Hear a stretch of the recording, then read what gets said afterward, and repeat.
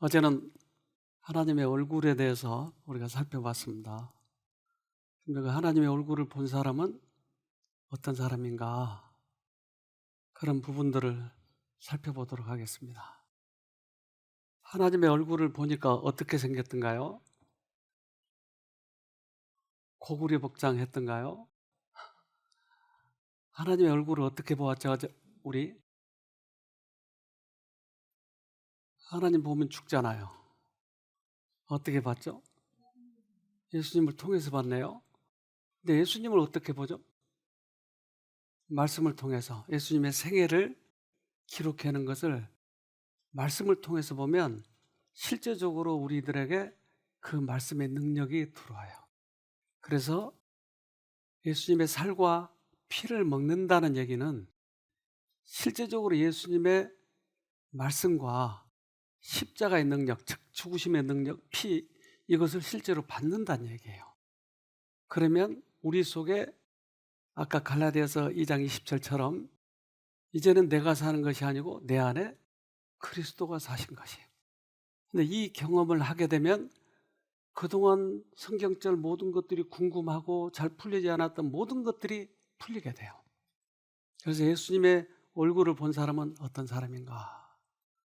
복음을 전할 때 특별히 저는 이 쉼터를 오랫동안 운영하면서 느끼는 바는 대부분의 환자들이 예수님의 사랑을 경험하면 회복되더라고요.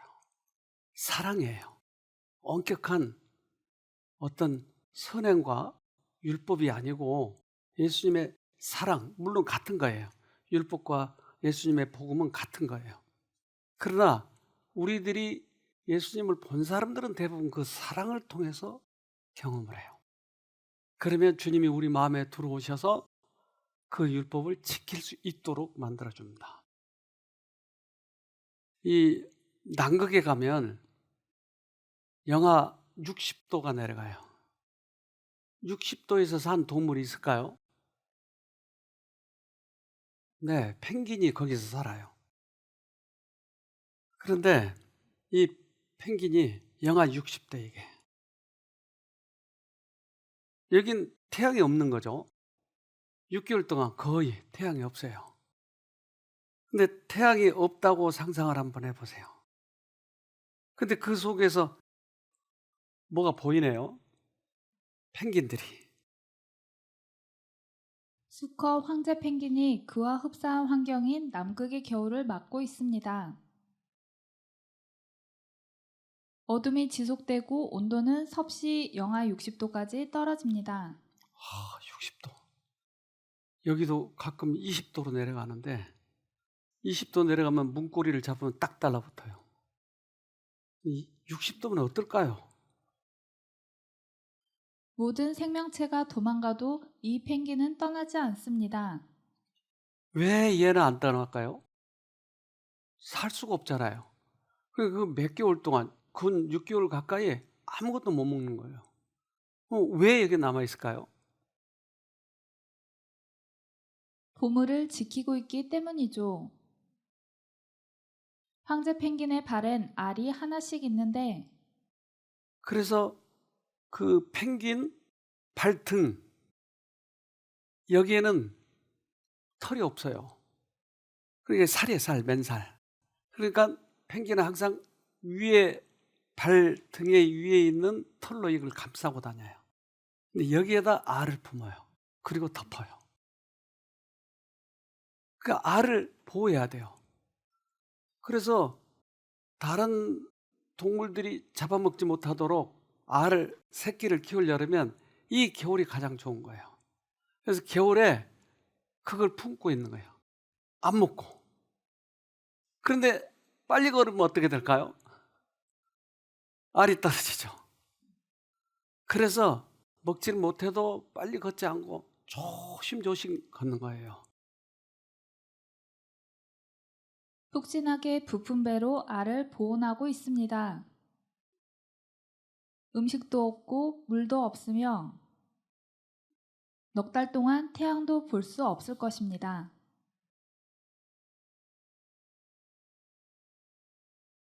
이보다 더 큰 시련을 겪는 동물은 결코 없습니다.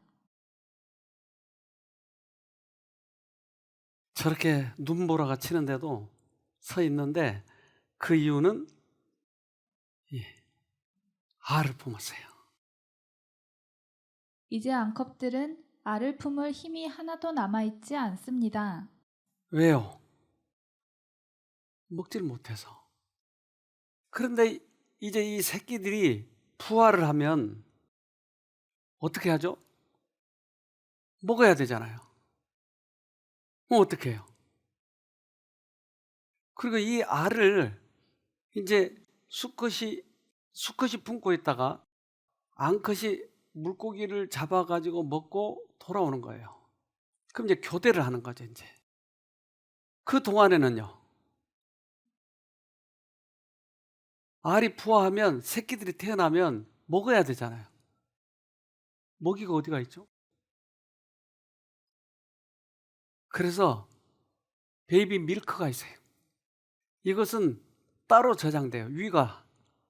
그래서 여기에는 그 음식이 소화 안 된 그 창고가 따로 있어요, 펭귄은. 그래서 여기서 토해내는 거예요. 꾹꾹 하고 토해내는 거예요. 그럼 그걸 먹고 사는 거예요. 자기는 안 배고플까요? 엄청 배고픈데 왜 이걸 남겨놨냐고요. 새끼의 생명과 관련이 돼 있으니까. 그래서 암컷이 오면 알을 옮겨줘야 돼, 이제. 옮겨줄 때 바닥에다 내려놓고 암컷이 와서 주워서 이제 그걸 땡겨서 자기 발등으로 옮겨야 돼. 이게 1초라도 늦어버리면 얼어 죽어버려요. 그러니까 이 팀워크가 대단히 필요한 거예요. 근데 이제 수컷이 총각이 처음 장가가 보면 이걸 잘 못하는 거야, 암컷도. 그래서 얼려 죽는 경우가 종종 나타나는 거죠. 알을 품을 맨 바위가 없어 특별한 곳에 알을 품어야 따뜻하게 할 수 있습니다. 최고의 팀워크가 필요합니다. 네. 이 알을 위해서 근 6개월 동안 굶는 거고, 그리고 수컷과 암컷과 이거 알을 교대할 때는 엄청 조심해서 해야 되고, 이것 때문에 그들은 살아나는 거예요. 어떻게 내 암컷이 다른 수컷과 놀아나도 눈으로 볼 수밖에 없는 거예요. 쫓아가면 알이 떨어지니까. 왜 그래요? 알이 소중하니까. 그럼 이 펭귄은 누가 만들었죠? 그러면 하나님이 더 사랑해요? 펭귄이 더 사랑해요? 그런데 우리는 하나님을 벌 주시는 분이라고만 생각하는 거예요. 그래서 이 사랑이 없으면 다른 사람들을 치료할 수가 없어요. 예수님의 사랑만이 다른 사람의 마음의 상처를 치료할 수가 있는 거죠. 그리스도께서 하신 모든 치료에는 사랑의 능력이 있었다. 따라서 우리는 믿음을 통하여 그 사랑에 참여함으로 그분의 사업을 위한 도구가 될 수 있다. 어떤 사람이 사업의 도구가 된다고요? 그분의 사랑을 경험한 사람. 그분의 사랑이 없으면 아무리 노력해도 안 된다고요.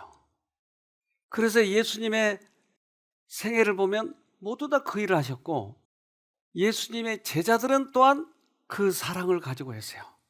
그래서 그 예수님의 제자들이 그 사랑이 없으면 이 일을 할 수가 없다고 하는 거예요. 그분은 자기에게 도움을 간청하는 자들이 그러한 질병을 스스로 끌어들인 것을 아셨으나 그들의 병을 고쳐주기를 거절하지 않으셨다. 그리고 그리스도께로부터 흘러나온 치유의 능력이 이러한 불쌍한 영혼들에게 들어갔을 때 그들은 자기의 죄를 깨달았으며 많은 사람이 저희 육체적 질병과 함께 영적인 질병도 고침을 받았다. 환자들이 대부분 자기의 죄로 인해서 그 질병을 얻을 경우가 참 많아요.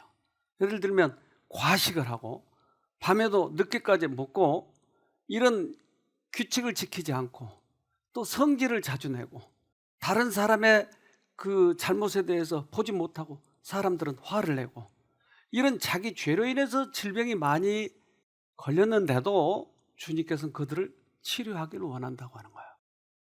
대부분의 이 하나님의 사랑이 없으면 그들을 판단만 하지 그들을 치료해 주고자 하지 않아요. 그래서 그리스도의 사랑이 없으면 이걸 하기가 어렵다고 하는 거죠. 하나님의 은혜의 복음만이 영혼을 향상시킬 수 있다. 그의 아들에게서 나타난 바 된 하나님의 사랑을 명상하면 마음은 감동될 것이요 어떤 다른 것이 할 수 없는 그런 영혼의 힘을 분기시킬 것이다. 그래서 하나님의 사랑의 복음만이 다른 사람들에게 영혼을 향상시킬 수 있는 힘을 준다. 저는 막내로 태어났어요. 그래서 형이 넷이고 누나가 하나고 내가 막내예요.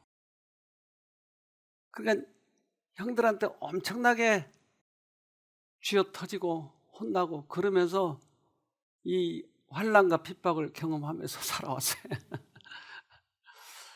그런데 우리 아버지는 막내기 때문에 저를 엄청 사랑했어요. 그래서 형들이 저 때릴까 봐 아빠가 얼마나 저를 이렇게 보호하는지 몰라요. 그래서 제가 초등학교 1학년 들어갈 때, 그때는 여러분 보셨나요? 책을 보자기로 이렇게 말아가지고 이렇게 허리에다 차고 가는 거예요. 근데 이제 그 속에 필통이 들어있으면 뛰면 딸랑딸랑딸랑 하고 따라. 근데 우리 아버지가 그때 거의 애들은 그런 가방을 매지 못해요. 근데 저에게는 이 가방을 사준 거예요. 그래서 학교에서 한두 명이 이 가방 맨 사람이 얼마나 자랑스러운지 몰라요. 그래서 누구하고 얘기할 때도 옆으로 서서 얘기하는 거예요. 일부러 보라고.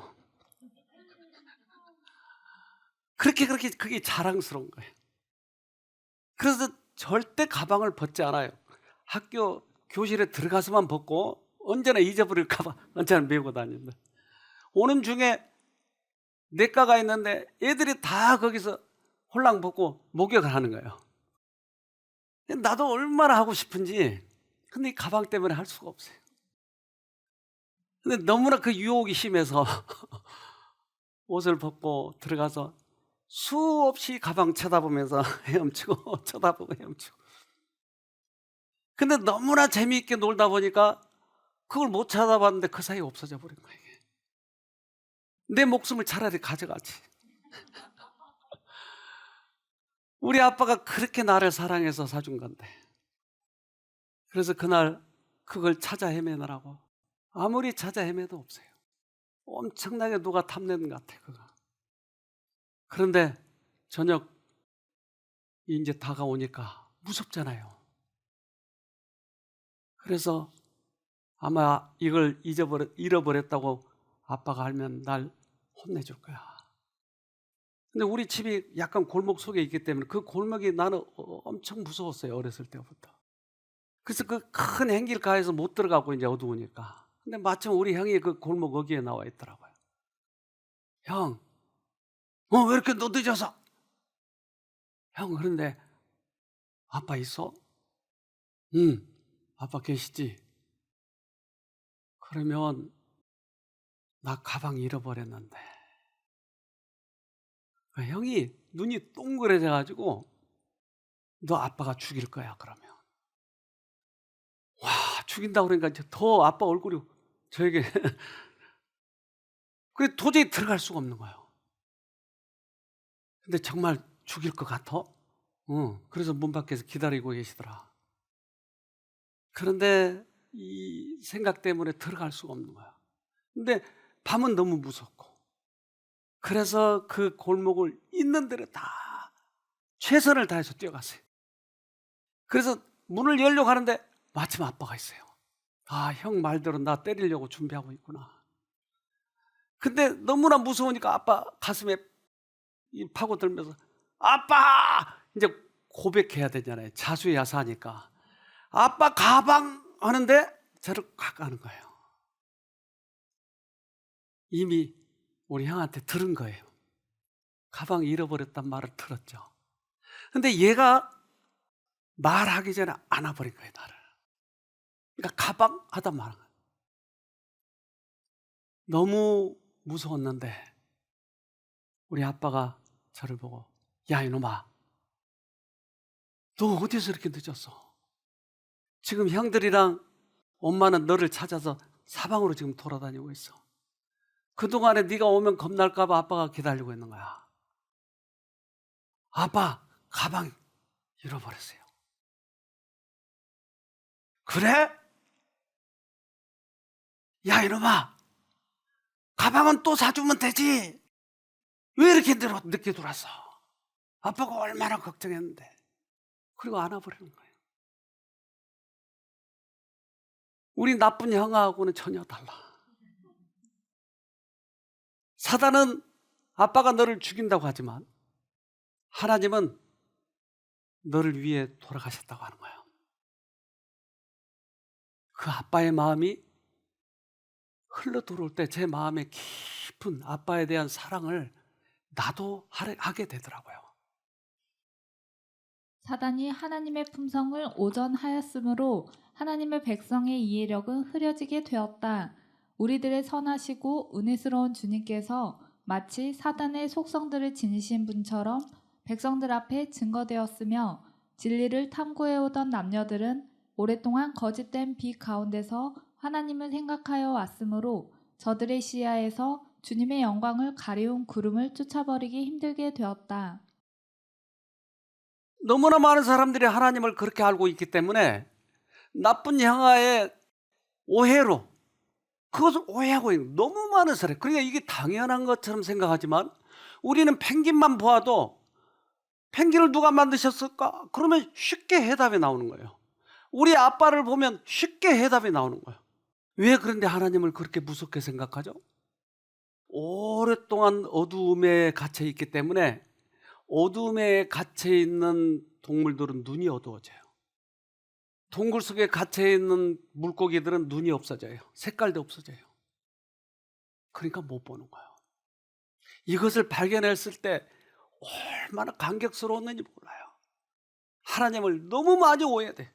오히려 어떤 사람은 신학을 하면서 오히려 잘못 알게 되더라고요. 학문으로만 배우니까. 근데 하나님을 직접 만나면 절대 그렇지 않아요. 하나님은 사랑해요. 이 한마디로밖에 할 수밖에 없는 거예요. 하나님의 품성이 사단의 품성과 대조되어 드러나야 한다. 이 일을 하실 분은 온 우주에 오직 한 분밖에 없다. 하나님의 사랑의 높이와 깊이를 아시는 분만이 그것을 드러낼 수가 있었다. 밤 같은 어두운 세상에 의로운 해가 떠올라서 치료하는 광선을 바라지 않으면 안 되었다. 하나님의 품성과 사단의 품성이 드러내게 하려면 어떻게 하죠? 어떻게 하면 드러나죠? 그래서 하나님이신 그분이 인간으로 오셨는데 인간으로서 어떻게 드러내냐고요? 그것은 네가 잘못한 모든 것을 내가 그 죄값을 지겠다고 하는 거예요. 그래서 십자가는 사단은 자기의 본성을 드러내서 예수를 죽였어요. 잔인하게 죽였어요. 근데 예수님은 하나님의 품성을 가지고 있었기 때문에 모든 죄값으로 돌아가신 것이에요. 그래서 십자가가 우리들에게 양쪽 편을 보여주는 거예요. 예수를 죽이면 그것이 죄값을 다 치른 거기 때문에 자기의 모든 것들이 드러날 걸 뻔히 알면서도 그 증오심 때문에 견딜 수가 없어서 죽인 거예요. 사단은 자기의 본성을 드러낸 거예요. 그래서 예수님께서는 십자가에서 당신의 품성을 드러내 주셨어요. 꽤 많은 우리들의 신앙의 선배들이 하나님의 품성을 알았어요. 알지 않으면 그들이 구원을 받을 수가 없는 거예요. 그래서 구원받은 우리들의 선배들, 모세, 그가 하나님 알았을까요? 모세는 하나님이 때때로 오해될 때가 있어요. 그러면 모세는 하나님 나에게 하나님 보여주세요. 그래서 부르짖었어요. 하나님께서 모세에게 보여줬어요. 바위 틈에 숨겨놓고 내가 지나갈 때 나의 형상을 봐라. 그래서 그 형상을 보고 나서 이렇게 얘기합니다.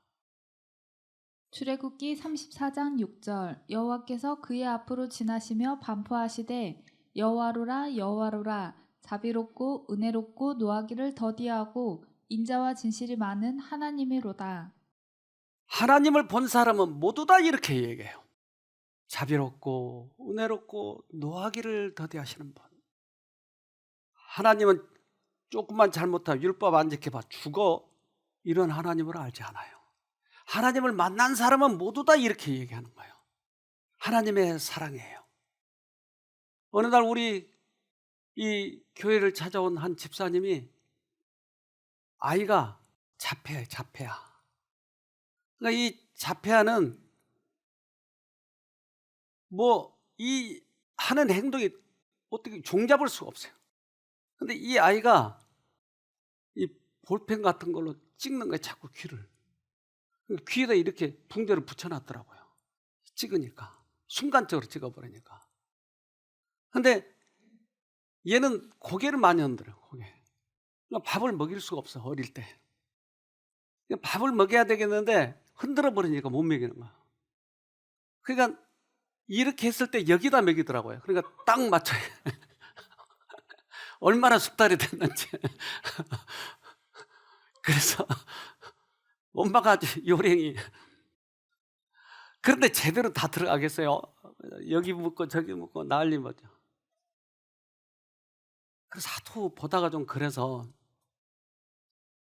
아주머니 참 힘드시죠?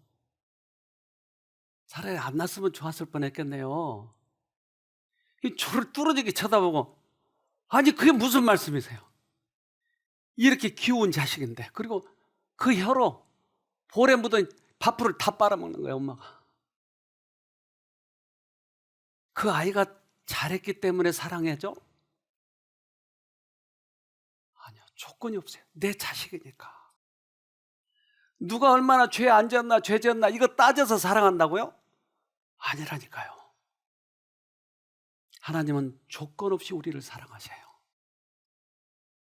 그분은 우리를 우리의 가치에 의해 취급하지 않으신다. 우리가 당신의 사랑을 받을 가치가 있는지 묻지 않으시고 우리를 가치 있게 해주기 위하여 당신의 풍성한 사랑을 부어주신다. 가치를 따지지 않아요. 그분은 자식이니까. 그런데 우리는, 하나님을 만나보지 못한 사람은 나를 선하게 해가지고 아빠한테 보여주려고 하는 거예요. 그러니까 아빠를 못 만나는 거예요. 아빠는 그것과 관계가 없다니까요. 죄를 졌든 안 졌든 관계없어요. 그분은 당신의 자식이니까 모두를 만나기를 원하는 거예요. 그래서 잘못된 것을 고쳐가지고 하늘 데려가시려고 하는 거예요. 이 하나님을 만날 때야 내 마음이 모두 다 내려지는 거예요. 그동안에는 긴장하고 뭔가 율법을 지켜야 되겠고 하나님 보면 언제 때릴지 모르고 그러니까 아주 조심조심 신앙을 하는데 이제는 거기에다 내 마음을 다 내려놓을 수가 있는 것이죠. 우리 아이가 대학을 들어갈 때 대학 선배 중에, 그 대학은 이제 우리 교인들이 별로 없었어요. 근데 이제 그 교인들이 몇 명 있었는데 그 몇 명 교인 중에 한 좀 나쁜 친구가 있었는데 우리 애를 데리고 가서 나쁜 걸 다 가르쳐 준 거예요. 야, 고등학교 때는 공부 열심히 하지만 대학 오면 좀 놀아야 돼. 그러면서 계속 데리고 다니는 거예요. 아빠가 미치겠어 이거. 그래서 어느 날 그 선배를 불렀어요. 내가 너 아빠라면, 난 네 아빠 알아. 네 아빠가 어느 장로님이잖아. 그랬더니 네. 내가 네 아빠라면 그 후배 아이를 그렇게 해서 나쁜 짓만 가르치겠니? 너 한번 생각해봐라. 근데 그 아이가 한참 있다가 조심하겠습니다 그러더라고요. 그런데 한번 이 아이가 그 선배를 좋아하게 되니까 계속 그런 거예요. 그래서 이 아이한테 단호하게 얘기했어요. "너 아빠가 이렇게 단호하게 얘기해 본 적 있냐? 근데 네가 그렇게 가면 결국 뻔하다. 학교도 졸업할 수도 없을 뿐만 아니라 이 학교는 열심히 공부해야 졸업을 하잖아." 그리고 이 얘기를 단호하게 해 줬어요. 아빠가 이 아이를 사랑하지 않기 때문에 그렇게 단호하게 얘기했겠죠? 하나님이 하늘에 데려가려고 하는데 율법에 대해서 얘기해 주신 것은 우리를 사랑하기 때문에 했을까요? 사랑하지 않기 때문에 그렇게 할까요? 그래서 때때로 하나님께서는 심판이라고 하는 단어를 쓰신 것도 우리들을 깨닫게 하셔서 하늘에 오게 하려고 하는 것이지 죽이기 위해서 그런 건 아니잖아요. 십자가가 거기에서 보여주는 거잖아요. 그분께서는 원한을 품는 분이 아니시다. 그분은 벌을 주려 하지 않으시고 구속하려 하신다. 당신의 섭리를 따라 나타내시는 엄격함도 실은 완악한 자들의 구원을 위한 것이다. 그분께서는 사람들의 고통을 씻어주고 그들의 상처에 향유를 발라주고자 심히 갈망하신다. 그래서 하나님께서는 우리들에게 심판이라고 하는 것을 말씀하신 이유는 하나님께서는 우리를 하늘에 데려가시고 싶으니까. 그래서 모든 것을 하나님의 사랑을 알면 그 엄격함도 사실은 사랑으로 느끼게 돼요. 큰 가시고기라고 하는 고기가 있는데 먼 바다에서 고향으로 돌아온 가시고기는 일주일 동안 민물 적은 기간을 거친 후 본격적으로 산란 준비에 들어간다. 주둥이로 수십 차례 모래를 파내고 계속해서 수초 가닥을 물어 나른다. 약 4시간이 지나자 둥지가 완성된다. 수컷을 향한 암컷의 사랑스러운 구애. 암컷은 둥지 안으로 들어가 바로 산란을 한다. 수컷이 비로소 아비가 될 준비가 된 것이다. 알을 가로채려는 침입자들의 공격이 시작된다. 암컷은 알을 놔놓고 가버린 거예요. 근데 수컷은 그 알을 보호해야 돼요. 그래서 끈적끈적한 그런 액체를 뿜어가지고 수정을 시키고 그리고 이제 적들이 오면 보호하기 위해서 밤샘 하는 거예요. 보초를 쓰는 거죠. 필사적인 30초간의 사투. 그래서 적들이 올 때는 필사적으로 대들어가지고 결국 쫓아내죠. 겨우 끝나는가 싶더니 곧바로 이어지는 거북이의 침입. 침입자로부터 알을 지켜야 한다. 가시고기 아비의 필사적인 저항. 마침내 모든 침입을 물리치고 둥지를 지켜낸다. 둥지에 있는 알들의 산소를 공급하기 위한 부채질. 모든 물고기가 잠든 밤에도 부채질은 멈추지 않는다.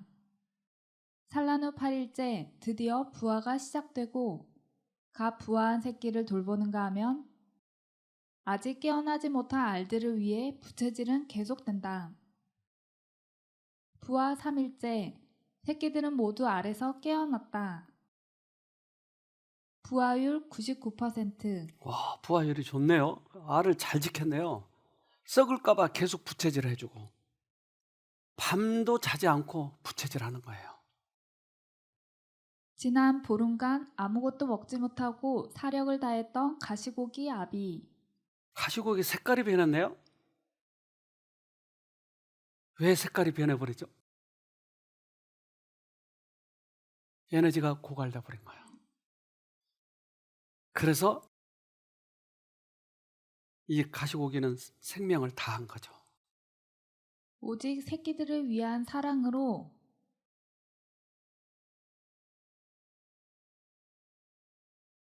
가쁜 숨을 내쉬며 마지막 힘을 다해보지만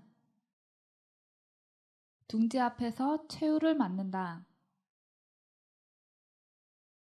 죽어서도 사냥에 서툰 새끼들을 위해 자기 몸을 내어준다. 그래서 둥지 앞에서 죽은 아비의 그 몸을 새끼들이 먹고 자라는 거예요. 그런데 그 조그만 가시고기, 이 손가락만한 이 가시고기가 어떻게 해서 자식을 위해서 몸을 내줄까요? 얘들이 어디서 배웠을까요? 그러니까 이 가시고기, 저 작은 가시고기만 보아도 가시고기를 만든 하나님의 사랑을 볼 수가 있잖아요. 왜 우리는 그렇게 둔한지 모르겠어요. 8cm의 거대한 사랑. 그들의 아비가 그랬듯 그들도 같은 길을 가게 될 것이다. 그래서 가시고기는 다시 바다로 갔다가 또 다시 민물로 와서 새끼를 낳고 계속 그렇게 하는 것이죠. 그것은 사람들에게 하나님의 사랑을 보라고 하는 것이죠. 그리스도의 마음에서 흘러나오는 사랑만이 치유의 능력을 가진다. 마치 나무의 수액과 체내의 혈액처럼 속에 사랑이 흐르는 사람만이 상한 심령을 회복시킬 수 있다. 그래서 가시고기를 만드신 하나님께서 우리들에게 오시면 우리도 다른 사람들에게 당신의 몸을 내어주신 것처럼 이타적인 사람이 되지 않을까요? 그래서 하나님을 본 사람은 모두 다 자비롭고 은혜롭고 노하기를 더디하신 분이라고 해요. 다윗은 하나님을 만나고 나서 그가 이렇게 얘기해요. 시편 103편 8절. 여호와는 자비로우시며 은혜로우시며 노하기를 더디하시며 인자하심이 풍부하시도다. 똑같이 얘기하네요. 그래서 하나님을 믿고 하나님을 받아들이고 하나님을 만나고 거듭나기 시작하는 사람들은 모두 다 하나님을 이렇게 얘기해요. 근데 하나님을 만나지 못한 사람들은 냉정하게 하는 거예요. 하나님은 무서운 분이라고 얘기하는 거예요. 십자가에서 그분의 사랑을 보았어도 그러는 거죠. 마태복음 27장 46절. 제9시쯤에 예수께서 크게 소리질러 가라사대 엘리 엘리 라마 사박다니 하시니 이는 곧 나의 하나님 어찌하여 나를 버리셨나이까 하는 뜻이라. 왜 버렸죠? 하나님이 왜 버렸죠? 왜 버리시나이까 그랬잖아요 지금. 하나님은 이 세상에 있는 모든 죄를 예수한테 다 뒤집어 씌운 거예요. 그러면 예수님은 이 죄값으로 죽어야 돼요. 근데 예수님은 생애에 언제나 하나님을 의지하면서 살았어요. 하나님, 이거 해야 됩니까? 말아야 됩니까? 하나님, 이 병자를 살려야 되는 능력을 주세요. 언제나 의지를 했어요. 그런데 이 죄값으로 돌아가실 때는 아버지는 죄와 같이 할 수 없는 거예요. 그래서 떠나셔야 돼요. 언제나 의지해서 이겼는데 아버지가 떠나버린 거예요. 이제는 이 죄값을 혼자 져야 돼요. 이 고통을 지시고 돌아가신 것이에요. 하늘의 하나님이 인간이 돼가지고 오셨는데 얼마나 고통스러웠으면 어찌하여 나를 버리셨나이까. 절규였어요. 그분은 돌아가실 때 그냥 돌아가신 것이 아니고 아파서 돌아가신 것이 아니고 그분은 이 죄의 무게 때문에 심장이 터져서 죽었어요. 그래서 사람들은 이 자비를 베푼다고 사람들을 다리를 꺾어주거나 십자가상에 있는 사람을 그렇게 해서 빨리 죽게 만드는 거예요. 그런데 예수를 보니까 죽은 것 같아요. 그래서 옆구리를 창으로 푹 찔렀어요. 뭐가 나왔어요?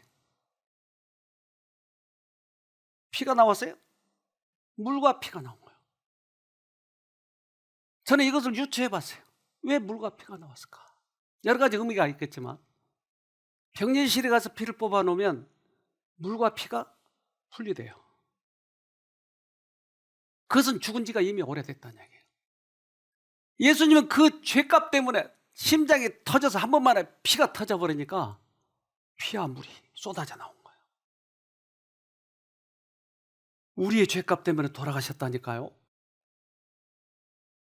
그런데 그렇게 돌아가셨는데도 우리는 그 죄값을 내가 지려고 하는 거예요. 이건 예수 안 믿는 거예요.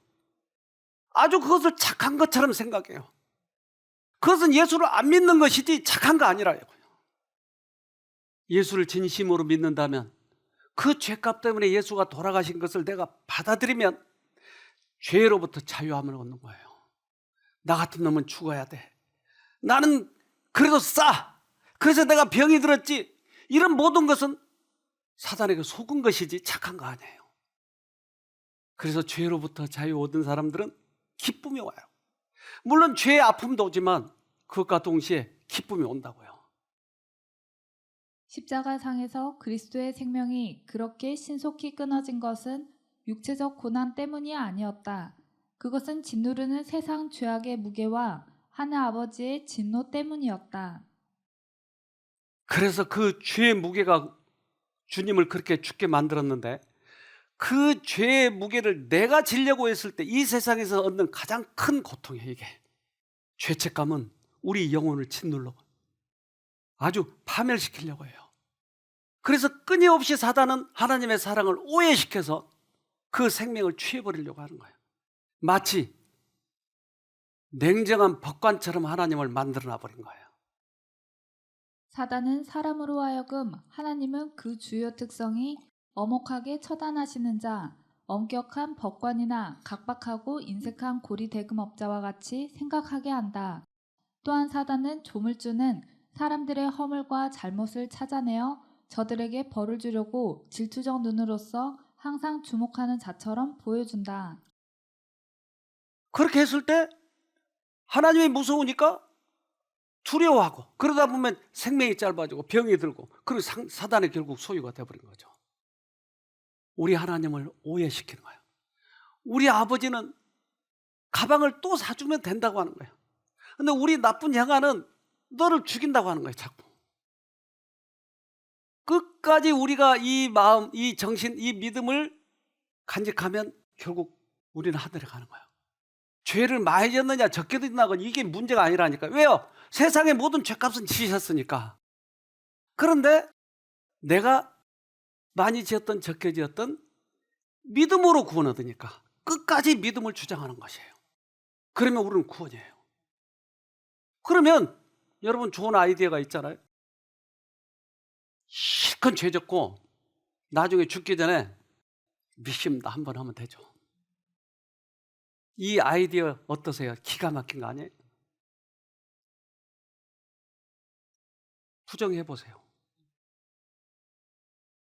이 아이디어가 좋죠? 근데 우리 앞으로 그렇게 사는 거예요, 이제. 어떠세요? 아니에요? 그럼 이유를 대보세요. 아니다고 하는 이유.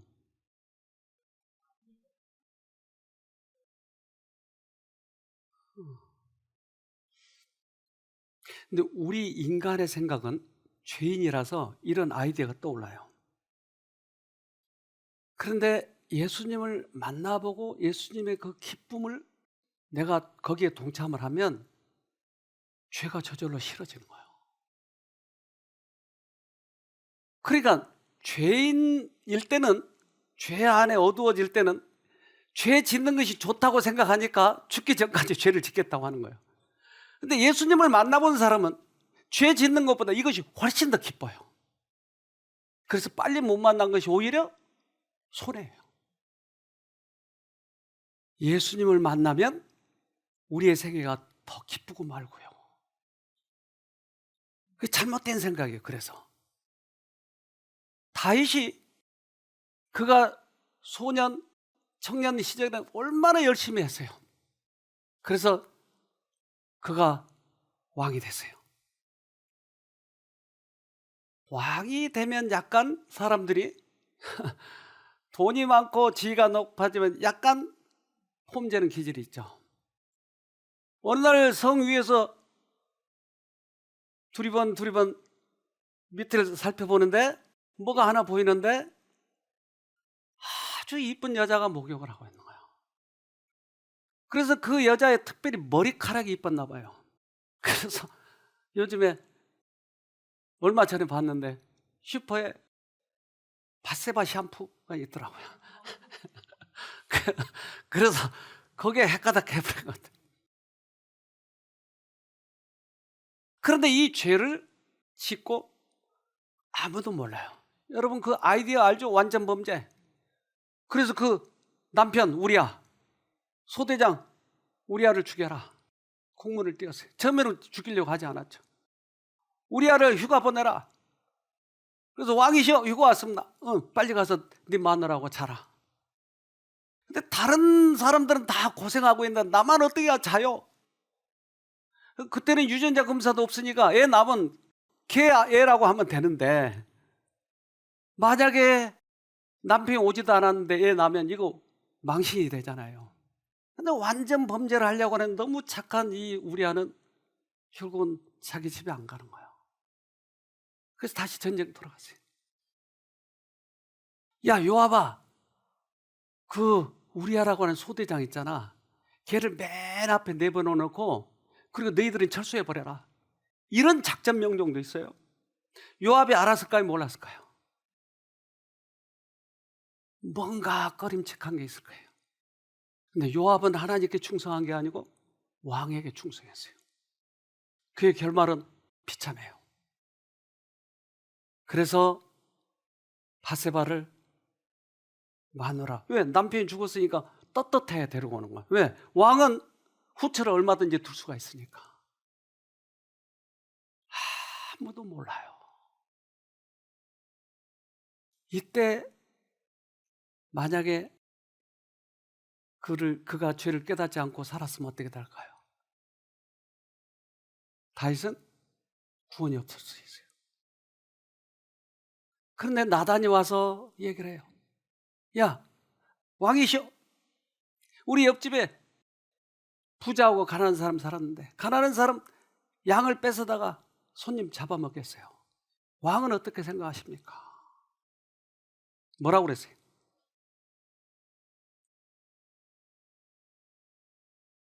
사무엘하 12장 1절로 4절. 여호와께서 나단을 다윗에게 보내시니 와서 저에게 이르되 한 성에 두 사람이 있는데 하나는 부하고 하나는 가난하니. 그래서 그 얘기를 쭉 해줘요. 그런 놈 봤나? 그럼 당장 4배나 갚아줘 버려라. 왕 다윗의 아들이 왜 죽었어요? 다윗의 아들이 줄줄이 죽잖아요. 왜 죽었어요? 네?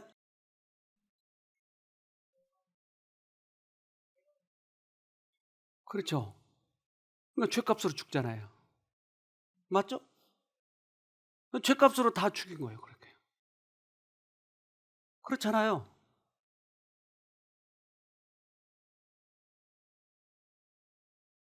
지금 그렇게 예언을 했죠. 4배나 갚아버려라. 그러니까 다윗의 자식들이 다윗의 죄 때문에 그렇게 죽잖아요. 네? 꽤 많은 사람들이 그렇게 해석을 하는데 그런데 만약에 하나님께서 그 죄값으로 그들을 다 죽였다면 예수는 뭐하러 죽죠? 예수는 우리 죄값 때문에 돌아가신 거 아니에요? 맞죠? 그렇다면 사단은 이때 이용하는 거예요. 하나님, 저 다윗 말이에요. 쟨 내 거예요. 아니야, 쟤는 고백했잖아. 아니, 그러면 쟤를 시험해 봅시다. 어떻게? 자식을 죽여봅시다.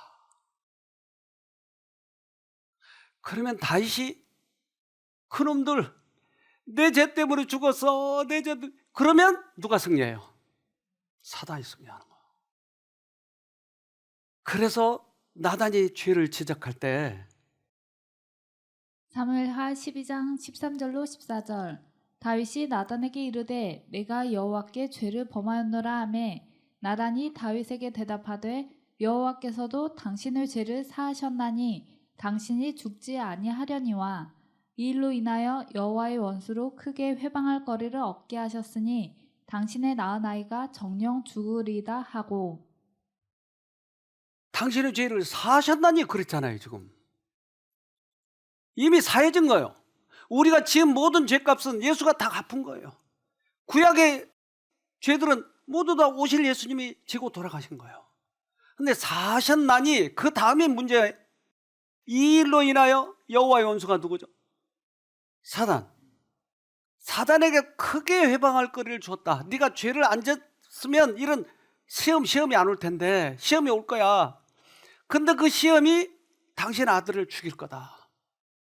그러면 이때 내가 어떻게 자기의 이 죄에 대해서 처리할 것인지를 볼 것이다.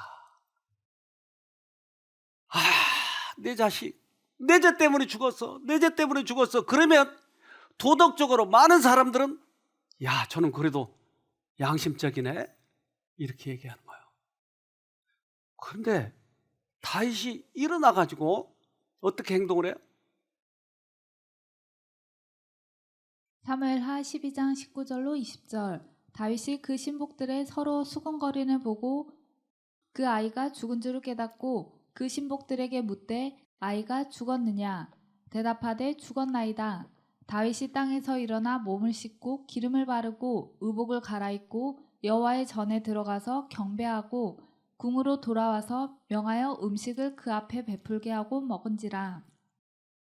가늠한 것도 다 들통났고 자기 자식도 죽었는데 파티를 여는 거예요. 세상 사람들이 뭐라고 얘기할까요?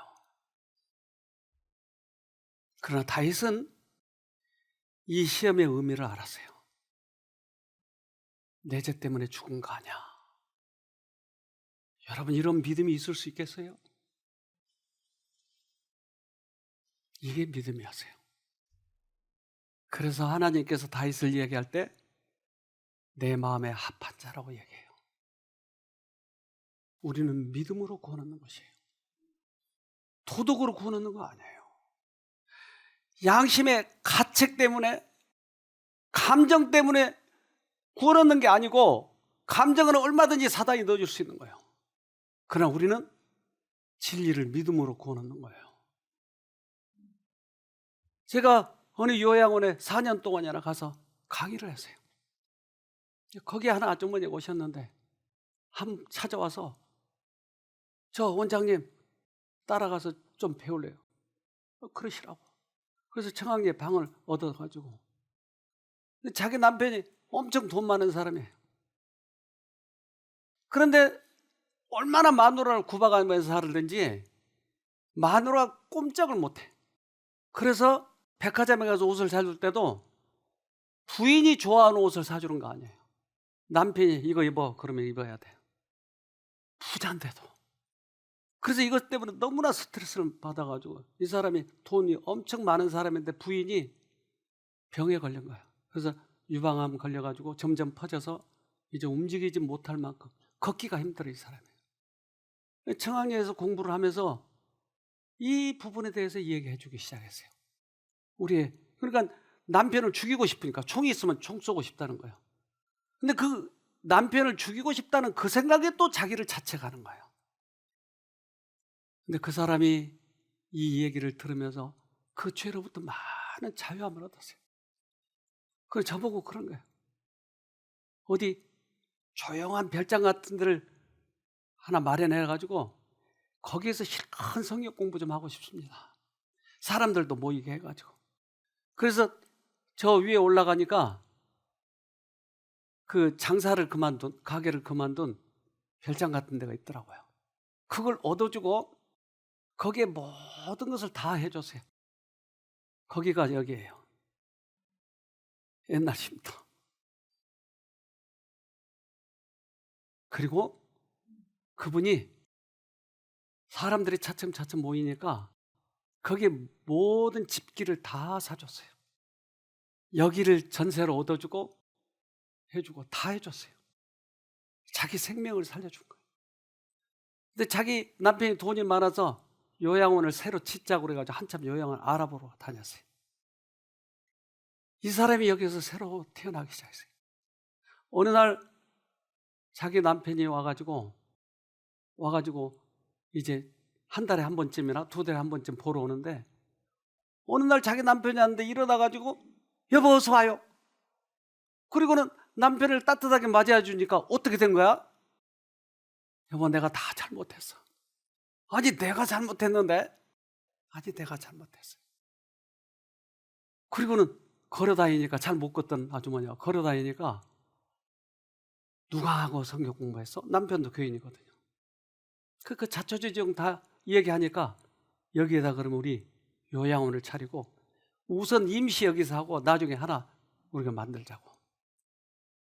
그래서 그때 하마터면 그 요양원을 크게 지을 뻔했는데, 이분이 중국 펀드를 사가지고 70억을 투자해놨는데 이게 한순간에 깡통이 돼버렸어요. 이분이 나중에 돌아가실 때 그것을 가장 안타깝게 생각하면서 죽기 전에 그 얘기를 하더래요. 그때 내가 너무 잘못 생각했다고. 투자를 거기 안 했어야 되는데, 요양원을 지었어야 되는데. 그래서 이분은 그제까지 하나님을 알았을 때는 하나님을 무서운 분으로 알았는데 성경 공부를 하면서 생각이 바뀌게 됐어요. 로마서 11장 22절. 그러므로 하나님의 인자하심과 엄격하심을 깊이 생각하십시오. 넘어진 사람들에게는 하나님의 엄격하심을, 여러분에게는 하나님의 인자하심을 보이셨습니다. 여러분이 계속해서 하나님의 인자하심에 머물러 있으면 하나님께서도 인자함을 베푸실 것입니다. 만일 하나님의 인자하심에 계속 머물러 있지 않으면 여러분도 잘리게 될 것입니다. 하나님이라고 하는 분을 엄격하신 분이라고 생각하거나 또는 인자한 분으로 생각하거나 그건 너희들 자유다. 그런데 인자하다고 생각하면 너희들이 구원을 받지만, 하나님을 엄격하다고 생각하면 너희들이 구원이 없다, 잘리게 된다. 그러니까 사단은 하나님을 엄격하다고 보게 만들고 성령은 하나님을 자비하신 분으로 보게 만든다. 그런데 내가 어느 쪽으로 보든지 그건 네 자유다. 우리에게 하나님이 나의 아버지, 사랑, 그분은 아빠보다 우리를 더 사랑하신 분으로 생각하면 우리는 구원을 얻는 거예요. 근데 반대로 생각하면 사단에게 속았기 때문에 결국 우리는 끊어지는 거예요. 오늘 여러분들이 그것을 결정해야 돼요. 하나님의 사랑으로 믿고 구원을 받든지, 아니면 무서운 분으로 결국 남아있든지 꼭 승리하기를 바랍니다. 기도합시다. 하늘에 계신 아버지, 우리들에게 당신의 사랑 모두를 보여줬지만 우리가 퍽 많이 오해하고 말았습니다. 이제 다시 주님을 만나고 싶습니다. 그 깊은 사랑을 저희도 경험하고 싶습니다. 그래서 하늘을 놓치지 말고 끝까지 승리하는 저희가 되도록 도와주시옵소서. 예수님 이름으로 기도합니다. 아멘.